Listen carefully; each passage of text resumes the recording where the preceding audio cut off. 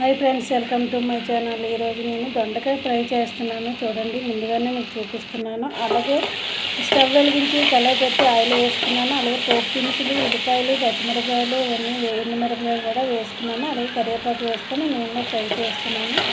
ముందుగానే నేను దొండకాయలు అనేది చక్రాల్లో కట్ చేసి కడిగేసి పక్కన పెట్టుకున్నాను. అలాగే అల్లం వెల్లుల్లి పేస్ట్ వేసాను. చూడండి, అల్లం వెల్లుల్లి పేస్ట్ వేసుకొని ఒకసారి ఫ్రై చేసుకోవాలి పచ్చివాసన పోయినంత వరకు. అలాగే ముందుగానే కట్ చేసిన దొండకాయ ముక్కలు అనేవి ఇందులో వేసుకున్నాం. కళాయిలోనే వేసుకొని ఒకసారి మనం కలుపుకున్నాం. చూడండి ఫ్రెండ్స్, ఇవన్నీ కలుపుకున్నాము. ఇదంతా కలిపేసాక ఒక 2 minutes పాటు మూత పెట్టుకున్నాం. మూత పెడుతూ తీస్తూ ఉండాలి. చూడండి, ఇప్పుడు తీస్తున్నాను. మూత పెట్టుకుంటూ తీసుకుంటూ ఉంటే అలాగే ఫ్రై అయింది. లేని 2 minutesకి ఒకసారి చూడండి ఫ్రెండ్స్, నేను ఇంకా కలుపుతున్నాను.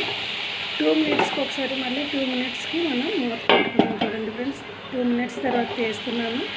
2 minutes తర్వాత తీసేసాక మళ్ళీ ఒకసారి కలుపుకున్నాం. అంతా కలుపుకోవడం అయిపోయాక మళ్ళీ 2 minutesకి ఒకసారి మనం మూత పెట్టుకున్నాం. చూడండి ఫ్రెండ్స్, 2 minutes తర్వాత మూత తీస్తున్నాను.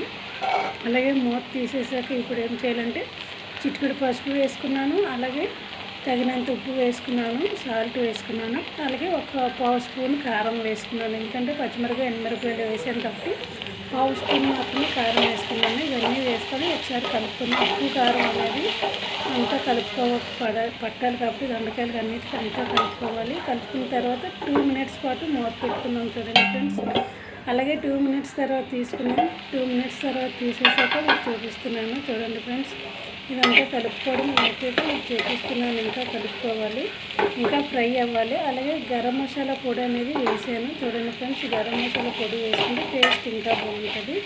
ఇవన్నీ వేసుకున్నాక చూడండి. ఓకే ఫ్రెండ్స్, మీకు ఈ వీడియో నచ్చితే లైక్ చేయండి. బాయ్.